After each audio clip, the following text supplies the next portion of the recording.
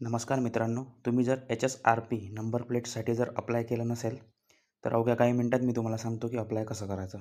सर्वप्रथम Googleमध्ये तुम्ही टाईप करा HSRP आणि ही जी पहिली वेबसाईट आहे यावर क्लिक करा. ठीक आहे. इथून तुमचा जिल्हा निवडा. तुम्ही कुठल्या जिल्ह्यात राहता ते निवडा. त्यानंतर असा डॅशबोर्ड येईल. सर्वात पहिले हाय security registration plate with colour sticker यावर क्लिक करा. ठीक आहे. तर तुमच्यासमोर असं बुकिंग लिस्ट येईल.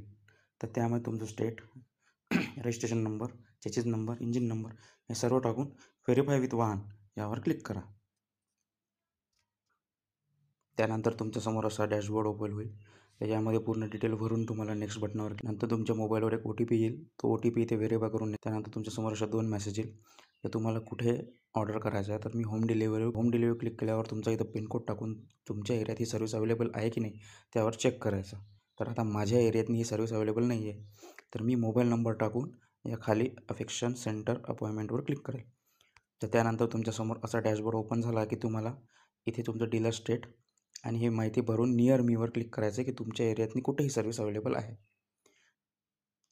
तसं केल्यानंतर तुम्हाला असा डॅशबोर्ड ओपन झाल्यावर कन्फर्म ऑर्डर करायसाठी तुम्हाला तुमच्या एरियातली जी सर्व्हिस जिथे अवेलेबल आहे तिथे तुम्ही ते ती नंबर प्लेट बोलवू शकता आणि कन्फर्म डीलरवर क्लिक करू शकता.